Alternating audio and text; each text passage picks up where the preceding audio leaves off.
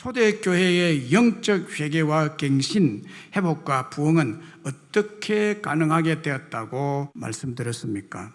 그것은 바로 초대교회 성도들이 진리의 성령님이 주시는 선물인 하나님의 말씀을 받았다고 했습니다. 그 하나님의 말씀이 영적 회개를 일으키고 심령의 갱신을 일으키고 회복과 부흥을 주셨기 때문에 여기에 기록된 초대교회, 오늘 교회와 참 많이 다른 그런 초대교회의 부흥을 주셨다고 말씀을 드렸습니다.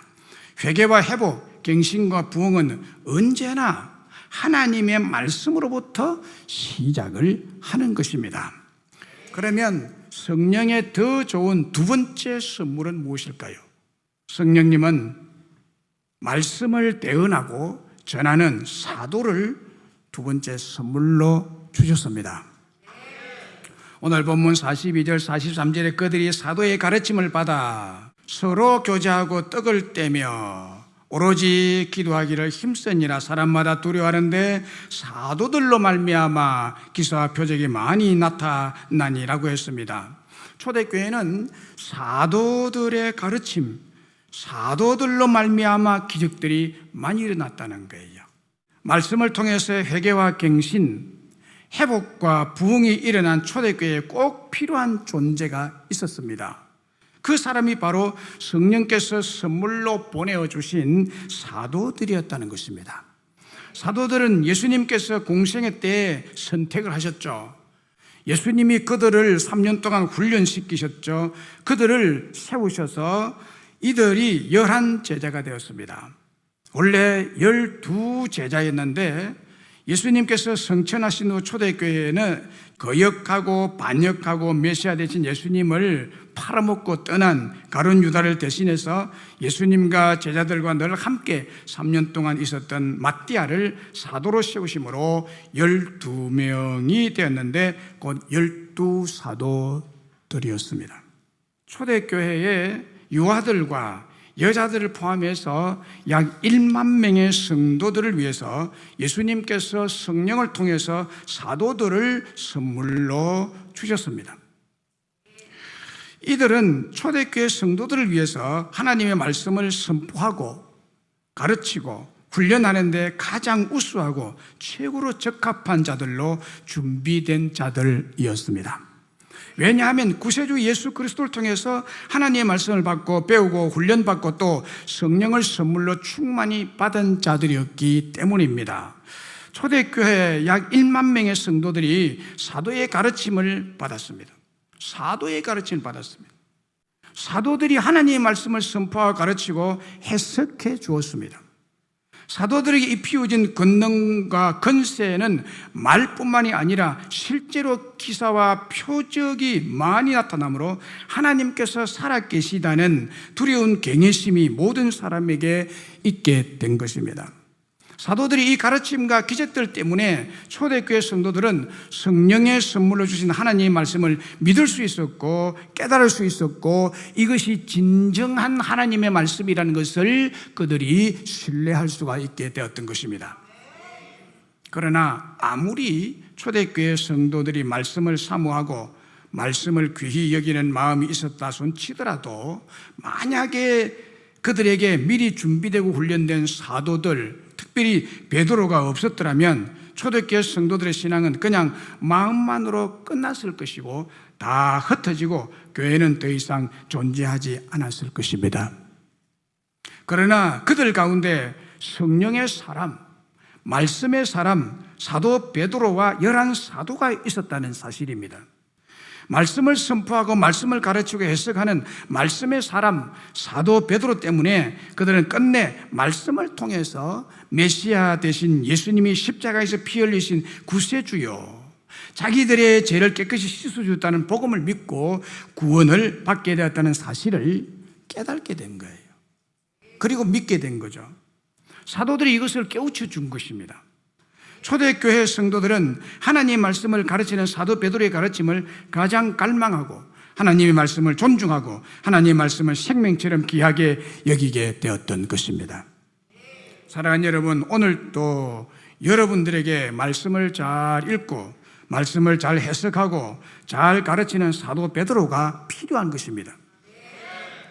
그렇다면 지금 우리에게 사도 베드로는 누굽니까? 바로 설교자요 영적 리더인 목사입니다. 말씀을 읽고 말씀을 해석하고 말씀을 가르친다는 사역면에서 볼 때 우리 교회의 설교자, 성경과 그 말씀을 설교하고 가르치는 목사는 사도의 사역을 이어받은 후예들입니다. 말씀으로 준비되고 무장되고 훈련된 이 목사를 바로 여러분들에게 성령께서 여러분들의 신앙과 구원을 위해서 선물로 주신 줄로 믿습니다. 언제 여러분들이 저를 키웠습니까? 언제 여러분들이 저를 만들었습니까? 그렇지 않았잖아요.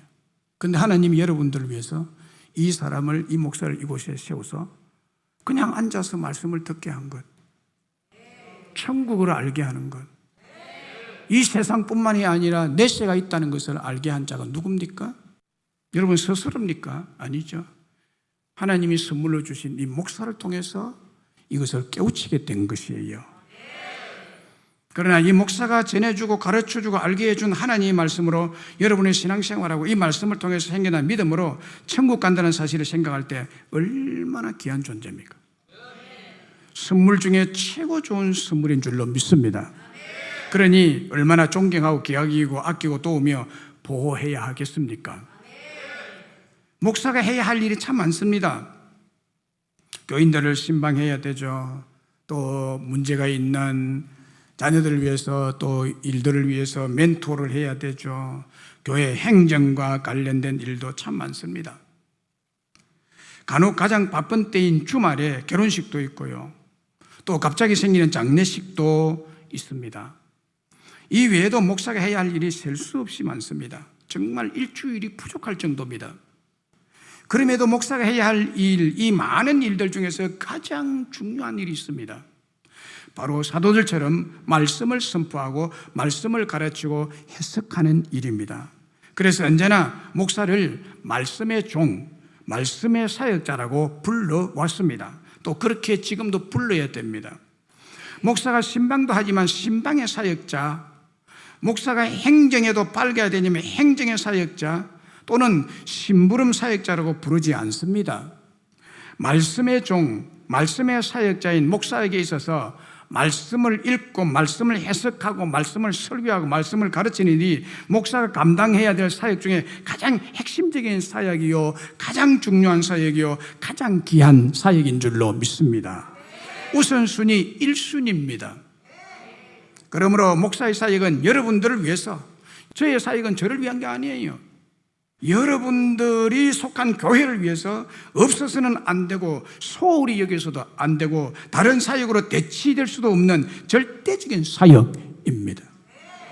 초대교회가 기하급수적으로 부흥하는 바람에 사도들이 해야 하고 감당해야 할 일이 많아지므로 잠깐 본질을 망각하고 본질에서 떠나고 핵심 사역을 놓치므로 교회가 걷잡을 수 없는 큰 다툼과 큰 시험이 일어날 뻔했습니다. 사도들이 말씀을 떠난 순간에 이런 일이 일어나게 된 거예요. 성령 충만한 사도들은 즉시 이 사실을 깨닫고 핵심적이고 본질적이고 절대적인 사역으로 다시 빨리 복귀하게 됩니다. 그것을 성경은 이렇게 기록하고 있죠. 우리가 하나님의 말씀을 제쳐놓고 접대를 일삼는 것이 마땅치 아니하니 우리는 오로지 기도하는 일과 말씀 사역에 힘쓰리라. 본질 사역으로 속히 돌아왔습니다. 얼마나 하나님의 큰 은혜인지 몰라요. 사도들의 말씀 사역, 이것이 절대적인 사역이듯이 오늘날 목사의 말씀 사역 또한 여러분과 이 교회를 위해서 절대적인 사역입니다. 저와 여러분, 그리고 모든 참 그리스도인들은 예수를 믿게 될 때 지금껏 알지 못하고 체험하지 못한 가장 신비롭고 심오한 영적 체험, 영적 변화를 경험하게 됩니다. 참 그리스도인이 될 때 처음에 이런 영적 체험이 있습니다. 영적 체험이 있어요. 영적 변화를 자신이 경험합니다. 이것은 정말 중요한 체험이죠. 그러나 참된 크리스찬, 진정한 믿음은 신비로운 체험에만 그치는 것이 아닙니다. 거기에서 그치면 안 되는 거예요. 오직 사도들의 가르침, 목사의 가르침과 설교, 말씀 사역이 있을 때 성도가 참 성도가 되고 교회가 참 교회로서 존속할 수 있게 될 줄로 믿습니다. 사도행전 6장 2절로 4절에 그렇게 말씀하고 있잖아요. 우리가 하나님 말씀을 제쳐놓고 접대를 일삼는 것이 마땅치 아니하다. 우리는 오로지 기도하는 일과 말씀 사역에 힘쓰리라. 접대 일은 누구 해야 되느냐? 집사들이 해야 된다라고 해서 집사를 최초로 뽑는 것이 나옵니다. 영국의 존 스토트 목사님은 사도행전 강에서 설교서인 그의 책 땅끝까지 이르리에 보면 본문 41절 42절을 이렇게 해석했습니다. 교회 안에 성령이 임하신 증거로서 누가는 제일 먼저 언급하고 있는 것은 그들은 사도의 가르침을 받는 일에 힘썼다는 것이다. 아마 성령께서 그날 예루살렘에 하나의 학교를 시작하셨다고 말할 수도 있을 것이다.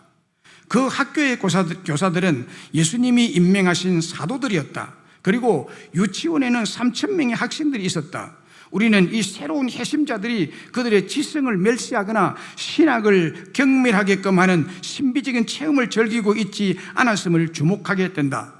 반지성주의와 성령 충만은 상호 양립할 수 없는 것이다. 왜냐하면 성령은 진리의 영이기 때문이다. 또한 그 초기의 제자들은 그들이 성령을 받았기 때문에 성령만이 그들에게 필요한 유일한 교사이며 그들은 인간 교사 없이도 지낼 수 있다고 생각하지도 않았다. 반대로 그들은 가르침을 받는 일에 굶주려 사도들의 사사를 받으며 그 가르침을 꾸준히 받았다. 더욱이 그들이 복종한 사도들의 가르치는 권위는 기적들에 의해서 진정한 것이 확정되었다. 사도들의 가르침은 신약이라는 최종적 형태로 우리에게 전해져 왔으므로 오늘날 사도들의 가르침을 받는다는 것은 신약의 권위에 순종하는 것을 뜻하는 것이다. 성령 충만한 교회는 하나님의 백성으로 하여금 하나님의 말씀에 순종하도록 이끈다 라고 해석했습니다. 한마디로 말하면 3,000명의 성도들 그리고 구원받은 사람들이 날마다 더하여서 수만 명의 초대교회 성도들은 예수님이 임명하시고 성령께서 선물로 주신 사도들의 가르침을 받는 유치원 학생들이었다는 거예요. 유치원 학생들이 가르치는 교사는 절대적 존재인 것처럼 초대교회 성도들에게도 사도들의 가르침은 영적인 면에서 절대적인 것이었습니다. 가르치는 그대로 받아들이고 순종하고 복종한 것이 초대교회 성도들의 신앙생활이었습니다. 여러분들이 사도행전 2장 이 부분을 읽어보면 참 많이 다르죠. 우리가 하는 거가 똑같네라고 느끼는 분들이 있습니까? 참 많이 다르다. 우리는 이렇게 못하는데 요 느낌이 지배적이잖아요. 왜 그래요? 이건 신앙이 상당히 많이 잘못된 길로 갔다는 거거든요, 여러분. 우리의 신앙생활은 초대교회 성도들처럼 그렇게 해야 됩니다, 여러분. 그게 정상입니다. 오늘날 우리 교회의 이런 행태가 정상이 아니에요. 비정상이에요. 제가 볼 때는 비정상이거든요. 이러다가는 유럽처럼 교회 문 닫는 날이 얼마 남지 않았어요. 한 30년 갈까요? 그렇습니다, 여러분. 여러분의 신앙의 생명, 교회의 생명, 회개와 갱신, 회복과 부흥은 성령의 선물인 사도들과 그의 후예인 목사의 설교와 가르침에 있다는 것입니다. 지난주에도 느헤미야 8장의 말씀을 생각했는데요. 다시 말씀드리면 느헤미야 시대의 유다 백성을 보십시오. 그들 가운데 말씀을 가르칠 사람이 있었다는 거예요. 모세의 율법책을 가져오라고 하고 모세의 율법책을 가르칠 사람이 있었다는 거예요. 에스라라는 사람이 있은 거예요. 이 사람이 없었다면 영적 회복이, 영적 갱신이, 영적 부흥이 불가능했죠. 이 느헤미야 시대에 포로로 잡혀가 있었잖아요. 바벨론에. 그래 어떤 경위를 통해 가지고 바벨론 왕이 허락을 해요. 가서 너희들의 예루살렘 성전에 성벽을 쌓아라. 성벽 쌓고 난 다음에 일어난 일입니다. 그 수문 앞 광장에 모여서 이스라엘 백성들이 자기들이 너무나 하나님 말씀이 그리워지는 거예요. 거기에서 에스라가 이 하나님의 말씀을 가르치는 거예요. 에스라 7장 10절에는 이렇게 말씀하고 있습니다. 에스라가 여호와 율법을 연구하여, 이 사람이 여호와 율법을 연구했대요. 준행하며 또 자기가 그 말씀대로 살았대요. 그리고 율례와 규례를 이스라엘에게 가르치기로 결심하였더라. 하나님이요, 이 에스라를 준비시킨 거예요. 얼마나 놀라운 일인지 모릅니다. 그는 학사입니다. 곧 말씀의 전문 사역자라는 뜻이죠. 또 그는 말씀을 기록하고 보존하는 서기관이었습니다. 에스라는 말씀의 사람이었습니다. 그래서 에스라는 말씀을 가르치기에 최적화된 말씀의 사람이었습니다. 하나님이 이렇게 준비해가지고 느헤미야 시대에 그 이스라엘 백성들이 수문학 강좌에 모였을 때 하나님은 이 에스라를 스물로 제시를 하는 거예요. 그래서 느헤미야와 온 유다 백성이 에스라의 말씀을 듣고 그들이 거듭나는 놀라운 부흥이 일어나게 되죠. 느헤미야서 8장 8절에 하나님의 율법책을 낭독하고 그 뜻을 해석하여 백성에게 낭독하는 것을 다 깨닫게 하니 9절에는 백성이 율법의 말씀 듣고 다 우는지라. 다 울었다고 그랬어요. 에스라가 말씀을 읽고 해석하고 선포했기 때문에 유다 백성들은 말씀을 깨달음으로 그 은혜에 감격하고 회개함으로 울었다는 거예요. 이게 갱신이죠. 네. 여러분들이 말씀을 듣고 깨우친 후에는 갱신이 일어나야 됩니다. 변하죠. 울어야 됩니다. 왜 울음이 나옵니까? 죄를 지은 것이 너무 슬프고 기분 나쁘고 내가 왜 그런 마귀 짓을 했는가, 이게 원통하잖아요. 얼마나 원통해요. 하나님을 기쁘게 쓰게 못하고 죄만 지은 것이 얼마나 원통해요. 원통해서 못 살겠다고 통곡하는 거죠. 그리고 나로 하여금 이렇게 이것을 알게 하니 너무너무 감사해서 눈물을 흘리는 거예요. 이 원통하고 감사한 것이 교차되어서 흐르는 눈물이 회개의 눈물입니다, 여러분. 말씀 듣는 자에게 진정한 하나님의 그 은혜를 받는 사람의 특징은 눈물입니다. 여러분 보세요. 아무리 유다 백성들이 말씀을 사모하고 말씀을 귀히 여기는 마음이 있었다 치더라도 만약에 그들에게 에스라가 없었다면 회복과 부흥은 그냥 끝나는 거예요. 없어지는 거예요. 하지만 그들 가운데 하나님의 사역자, 말씀의 사역자 에스라가 있었다는 것입니다. 에스라가 있었다는, 모세 율법을 해석하고 가르치고 이것이 이렇다라고, 이것이 이 뜻이라고 설명한 에스라 때문에 이 이스라엘 백성들이 울게 됐고 회개하게 됐고 갱신이 일어나고 부흥이 일어나게 된 거예요.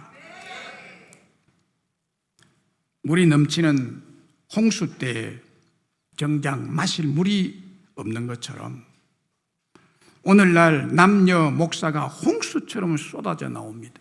많은 교회들 통해서 말씀이 마치 홍수처럼 쏟아져 나오는 현대 우리에게도 정작 하나님의 말씀을 잘 읽고 말씀을 잘 해석하고 잘 가르치는 더 좋은 성령의 선물인 에스라, 사도의 후예인 진정한 말씀의 사역자 목사가 필요한 시대입니다. 창세기 41장에 이런 말씀이 기록이 되어 있습니다. 만 2년 후에 바로가 꿈을 꾼 적 자기가 나일 강가에 서 있는데 라고 시작합니다. 무슨 말인가 하면 여러분, 떡 굽는 관원장과 술 맡은 관원장과 같이 요셉이 감옥에 갇혔습니다. 이 두 관원장이 한날 한시에 감옥 속에서 꿈을 꿨는데 그 꿈이 하도 신기해서 갇힌 요셉에게 그 꿈을 각각 이야기합니다. 요셉이 꿈을 해석해 준 대로 떡 굽는 관원장은 목이 날아가고 술 맡은 관원장은 요셉이 해석해 준 대로 복직이 되어서 감옥을 나갑니다. 그 술 맡은 관원장이 복직이 된 만 2년 후에라는 뜻이 이 창세기 41장 1절에 만 2년 후라는 뜻입니다. 그때 바로 임금이 꿈을 꿨습니다. 꿈에 보니까 너무너무 아름답고 살찐 7마리 암소가 강가에서 올라왔는데 갈대밭에서 풀을 뜯어먹고 있어요. 풀을 뜯어먹고 있는데 바로 이어서 뒤따라서 아주 흉측하고 다리하게 깡마른 다른 7 암소가 나일 강가에서 올라와서 아름답고 살찐 소 7마리를 잡아먹는 꿈을 꿨습니다. 소가 속을 잡아먹는 일은 없죠. 꿈이니까 그런 꿈이 꾸어지는 거예요. 그러다가 너무 이상한 꿈을 꾸어서 너무 끔찍한 꿈을 꾸어가지고 잠에서 깨어났습니다. 그리고 다시 뒤척이다가 잠이 들었습니다. 잠이 들면 또 꿈이 꾸어졌습니다. 그 꿈은 한 줄기 무성하고 충실한 7 이삭이 나왔습니다. 그 후에 또 가늘고 동풍에 마른 7 이삭이 또 따라 나왔습니다. 그 가는 7 이삭이 무성하고 충실한 7 이삭을 또 삼켜 먹어버립니다. 잡아먹어버립니다. 또 깨어보니까 꿈이었어요. 그 꿈이 무슨 뜻인지를 도저히 자기로서는 해석을 할 길이 없는 거예요. 그래서 마음이 너무너무 근심이 가득하게 몰려오는데 이 꿈이 보통 꿈이 아닌데 사람을 보내서 애굽의 점술가와 현인들을 모두 불러 모았습니다. 꿈 해석을 잘한다는 사람들은 전부 무당 점술가 다 불러 모았습니다.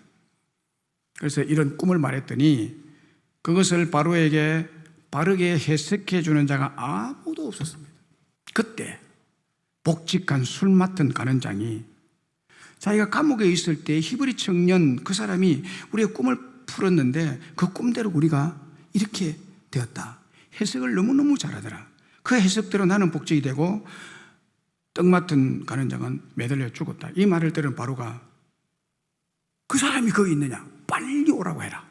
감옥지기들이 급히 가서 옥에서 요셉을 풀어내고 옥 속에서 수염을 못 깎아 수염이 그냥 뚝뚝하게 있는데 수염을 깎고 옷을 갈아입고 바로에게 바로 궁궐에 들어갔습니다.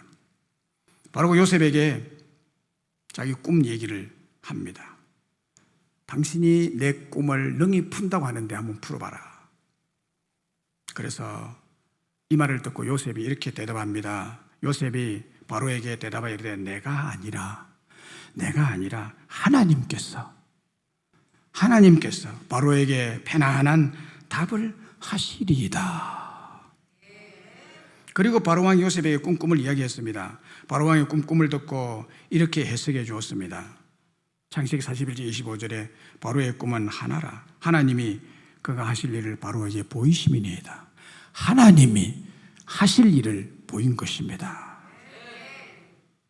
그래서 7 좋은 암소는 7회, 7 좋은 이삭도 7회, 꿈이 꼭 같은 뜻입니다. 그리고 그 후에 곡식 꿈을 꾼 것도 7 충실한 그 이삭은 바로 7회, 파리하고 빡 말라버린 7 이상은 7회 흉년, 이것을 하나님이 바로에게 하실 일을 보여주신 것입니다 라고 말했습니다. 그래서 이 꿈을 해석하면서 요셉이 이렇게 말합니다. 바로 임금이요, 앞으로 7년 동안 풍년이 올 겁니다. 너무너무 넉넉하고 경기가 호황기가 7년 동안 지속될 건데 이때에 곡식을 낭비하지 말고 한 톨이라도 모아서 창고를 있는 대로 지어서 전부 곡식을 저축해 놓으세요. 그런 다음에 다시 이어서 7년 흉년이 오는데 엄청난 재앙입니다. 이때 준비하지 않으면 모든 사람 애국뿐만 아니라 다 죽는 재앙입니다. 이 말을 해줬습니다. 그래서 바로가 감독관을 세워가지고요 7 풍년 동안에 5분의 1은 먹고 5분의 1은 전부 창고에 드립니다. 성을 쌓아서 그냥 엄청나게 비축을 하게 됩니다. 그리고 꿈을 해석해 준 요셉을 국무총리로 세우잖아요. 자, 네가 이 7년 동안 관리를 해서 이 일을 완성해라.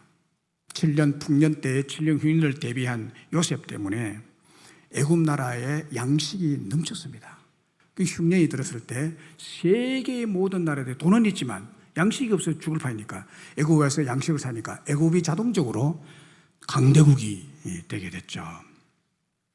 여러분 보세요. 여기에 애굽 나라의 바로의 꿈을 해석해 주는 자, 사역자 요셉이 없었다면 어떻게 됐을까요?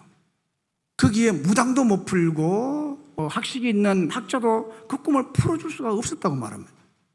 요셉 한 사람이 없었다면 이 나라 그 7년 풍년의 의미를 모르고 흥청망청하다가 7년 흉년 때 다 굶어 죽었을 것입니다. 이렇게 여러분 해석자가 정말 중요합니다. 이 애굽 때 바로 임금의 꿈을 꾼 해석을 요셉이 했기 때문에 그 요셉 한 사람의 해석 때문에 바로 임금이 애굽을 강대국으로 만들 수 있는 그런 놀라운 축복이 임하게 됐죠. 작가 최필규스의 30cm 마음여행이라는 책이 있습니다. 거기에 보면 이런 말이 나옵니다. 아픔 없는 능력은 꾼이 되게 하지만 아픔을 느끼는 능력은 리더가 되게 한다 라고 말했습니다. 저는 이 한 문장을 보면서요, 참 많은 것을 깨달았어요. 아픔이 없는 능력은 꾼, 아픔을 느끼는 능력은 리더, 지도자가 된다는 거예요. 여러분, 이웃이나 공동체의 필요를 보고 아픔을 느껴야 리더가 된다는 뜻이에요. 그러나 꾼은요, 이웃이나 공동체를 희생시키고 아프게 했으라도 자기의 성공을 추구하지만, 리더는 이웃이나 공동체의 아픔을 보듬으며 이웃과 공동체의 삶을 꽃피우고 이웃과 공동체의 행복을 위해서 자기가 아픔으로 희생하는 자가 리더자예요. 그리고 꾼은 카우보이처럼 뒤에서 양들을 몰아가지만, 리더는 목자처럼 양들 앞에 서서 역경과 부딪히면서 그것을 헤치며 이끌어가는 자입니다. 자기가 모든 희생을 다 감수합니다. 꾼은 설탕같이 자기 맛을 내려고 하고, 리더는 소금같이 자신이 없어지면서 남의 맛을 내어주는 자다라고 합니다. 여러분, 초대교회의 진정한 리더였던 사도들, 바로 이들은 리더였죠. 우리가 하나님의 말씀을 제쳐놓고 접대를 일삼는 것이 마땅치 아니하니 오로지 우리는 기도하는 일과 말씀 사역에 힘쓰리라. 저는 사실 기도하는 일과 말씀 사역이 하나라고 봅니다. 말씀을 연구하고 해석할 때 기도 안 하면 안 되는 거예요. 사도 요한을 제외한 11사도들은요, 교회와 성도들을 위해서 오직 기도하는 일과 말씀 사역에 힘쓰므로 모두 순교의 제물이 됐습니다. 이 말씀을 전하는 것 때문에. 이건 피할 수도 있는 거죠. 지금부터 안 하겠습니다 하면 순교 제물 안 되는 거예요. 사도 바울까지도 로마에서 로마의 성도들을 위해서 하나님 말씀을 가르치다가 순교의 제물이 되잖아요, 여러분. 최원석 조선일보 기자인데요, 그가 무슨 책을 썼는가 하면 왜 다시 토요타인가? 토요타 자동차에서 아시죠? 제가 몇 주 전에 읽었습니다. 책 내용은 급변하는 세계 자동차 산업과 시장의 현장에서 5번의 위기를 뚫고 어떻게 괴물처럼 세계 최대의 자동차 사업을 이어갈 수 있는지를 심층 분석한 책입니다. 이 사람이 직접 일본에 가가지고 2010년 2월 24일 미국 의회의 청문회 회의장 정인석에 앉은 일본 도요타 자동차 회사 사장이 사과반을 하던 중 급기야는 울먹이는 모습을 보였다고 합니다. 도요타의 창업주 도요타 기이치로의 손자 도요타 아키오라는 사람입니다. 토요타 자동차 1000만 대 리콜이라는 사상 최대의 사태에 대해 미 하원 의원들이 호통을 치는 가운데 책임 추궁을 받았기 때문입니다. 그 후로 정확히 1년 뒤 2011년 2월 24일에 토요타 새 출발의 날로 정한 이후로 세계 최대의 자동차 회사로서 자리를 차지하고 있습니다. 여러 위기를 극복하면서 연간 310조 원이라는 세계 최대의 영업이익을 계속 낼 수 있었는지를 어떻게 그렇게 계속 낼 수 있는 심층 분석한 책입니다. 세 가지 키워드를 설명하는 게 책 한 권입니다. 첫 번째 키워드, 리더입니다. 한 회사나 기업체를 총괄하는 리더가 기업체의 성패를 좌우하는 최고의 사람이라는 것입니다. 한 사람이 중요하다. 토요타의 창업자의 손자, 즉 3세 경영자 아키오 사장은 직원 34만 명을 훌륭히 이끄는 타고난 리더로서 일본 토요타 자동차를 세계 1위 자리에 지금도 굳건히 지키고 있다는 것입니다. 리더가 이 일을 한다는 거예요. 이 시대의 변화와 사람들과 기업을 잘 이해하고 가르침으로 다시 토요타 자동차가 세계 시장을 석권하고 있다는 얘기를 하고 있습니다. 그러면서 우리 한국의 자동차 회사, 우리 한국의 회사의 책임자들 이 책을 읽었고 우리도 도태되지 않도록 해라는 의미로 이 책을 지은 거예요. 그렇습니다, 여러분. 한 회사나 기업체의 성패, 한 가정의 행복과 불행, 한 성도와 교회의 갱신과 부흥이 바로 이 한 사람 리더에 달려 있습니다. 특별히 여러분들의 신앙과 교회의 성패가 하나님 말씀을 읽고 해서 가르치는 영적 리더인 사도들, 그의 후예들인 오늘 한국교회와 우리 교회 목사에게 달려있는 것입니다. 이 중요한 하나님 말씀을 읽고 해석하고 가르치는 자인 목사를 여러분들이 만들거나 구할 수 없기에 성령께서는 최고의 선물, 가장 좋은 선물인 목사를 선물로 주신 줄로 믿습니다. 저는 고신대학교 신학과 4년과 고려신학대학원 3년 동안 석사학위 모두 7년 동안 오직 하나님의 말씀을 연구하는 신학을 전공한 사람입니다. 그리고 총신대학교와 미국 리폼드 신학대학교 공동학위인 목회학 박사과정을 졸업했습니다. 그리고 평신도를 깨운다 제자훈련 생명언어 설교학교 설교학을 연구하고 지금도 공부하고 있습니다. 왜냐하면 하나님 말씀인 성경을 바로 알고 바로 깨닫고 바로 전달하고 바로 가르치기 위해서 두려운 마음으로 지금도 성경과 설교를 공부하고 많은 책을 읽으며 연구를 하고 있습니다. 힘든 일이죠. 하나님 말씀을 읽고 해석하고 가르치는 것이 다른 어떤 것보다도 귀하고 중요하고 하나님께서 저에게 맡기신 최고의 사역이라고 믿고 교회를 위한 최고의 사역이라고 믿고 순종하고 있습니다. 그러나 말씀 사역자로서 참으로 언제나 두려운 사실이 저에게 하나 있습니다. 그것은 바로 성경 말씀 세 구절 때문입니다. 먼저 갈라디아 1장 8절 9절에 뭐라고 말씀하고 있습니까? 그러나 우리가 혹은 하늘로부터 온 천사라도 우리가 너희에게 전한 복음 외에 다른 복음을 전하면 저주를 받을지어다. 다른 복음을 전하면 저주를 받을지어다. 우리가 전에 말하였거니와 내가 지금 다시 말하노니 만일 누구든지 너희가 받은 것 외에 다른 복음을 전하면 저주를 받을지어다. 바울이요 갈라디아 교회를 향해서요 다른 복음을 전하면 저주가 임할 것이라고 말합니다. 저주를 선포하고 있습니다. 내가 하나님 말씀을 전하는 사람으로서 저주를 받을까 두려운 마음이 늘 있다는 거예요. 베드로후서 1장 20절 21절의 말씀은요 먼저 할 것은 성경의 모든 예언은 사사로이 풀 것이 아니니 사사로이 풀 것이 아니니 그래서 여러분들이 사사로이 성경을 풀면 안 되는 거예요. 풀어서 안 됩니다. 여러분 성경 보지 말라는 말이 아니라 예언은 어쩐지 사람의 뜻으로 낸 것이 아니고 오직 성령의 감동하시를 받은 사람들이 하나님께 받아 말한 것입니다. 곧 하나님의 말씀을 함부로 사사로이 마음대로 자기가 빼고 넣고 할 수가 없다는 거예요.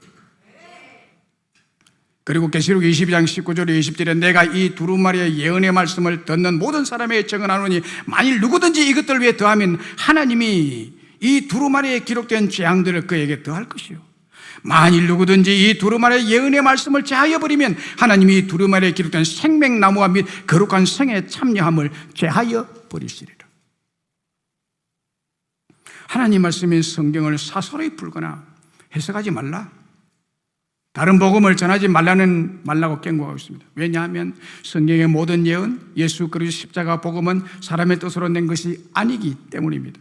그런데 성경을 사욕을 채우기 위해서 마음대로 해석하고 사설에 풀고 가르칠 수 있다는 것입니다. 그렇게 할 사람이 많이 생겨난다는 거예요. 그래서 경고한 거예요. 저주가 임한다 만약이라면 여러분 만약에 누구든지 이 성경 말씀 외에 더하고 혹은 빼면 불리한 것을 빼고 11조 하라는 것을 딱 빼버리고 순종 안 하고 전도하라는 것을 싹 빼버리고 이런 사람은요 생명나무와 하나님의 거룩한 성에 참여함을 제하여 버린다는데 천국 못 간다는 거예요. 지옥 가야 된다는 거예요. 그 사람 구원 못 받는다는 것입니다. 여러분 하나님 말씀을 함부로 풀고 해석하고 하나님 음성이라 하면서 억지로 해석하고 풀어서 다른 복음을 전하 가르치는 사람은요 하나님의 재앙의 심판을 받을 것이고 천국에 못 들어갑니다.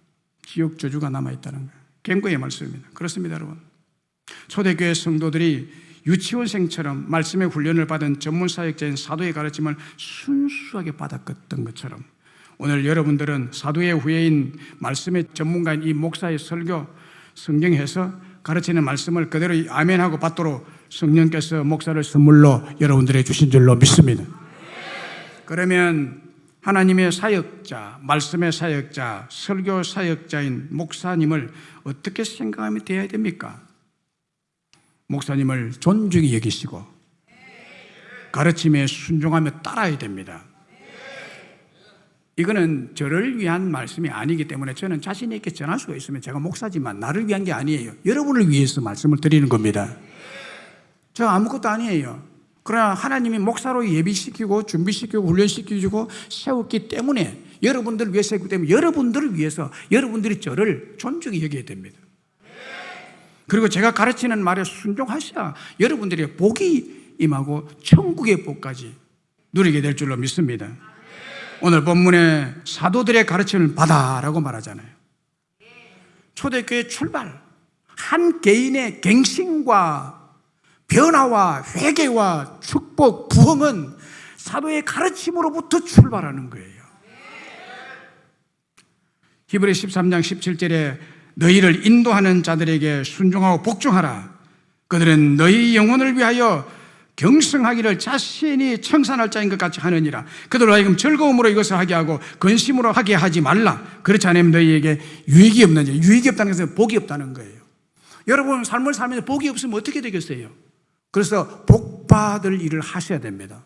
여러분들이 최고 복받을 일 제1순위는 여러분 앞에 세운 이 목사를 존중히 여기는 것입니다. 제가 여러분 무시받아도 괜찮아요. 그러나 여러분들이 하나님 앞에 무시받는 거예요.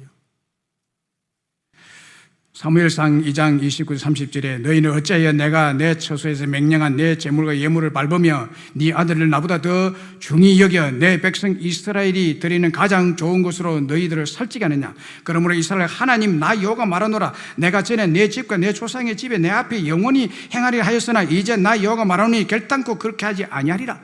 사울 너의 가정을 대대로 왕을 삼게 하려고 내가 작정했지만 나 이제 안 한다. 너 끝이야. 그러면서 하는 말이 나를 존중히 여기는 자를 내가 존중히 여기고 나를 멸시하는 자를 내가 경멸하리라. 사울에게 한 말이에요. 이스라엘 초대 왕 사울. 이 사울이 지멋대로 했거든요. 이 사무엘 선지자의 말을 무시하고. 그러니 이 가정이 저주를 받는데요.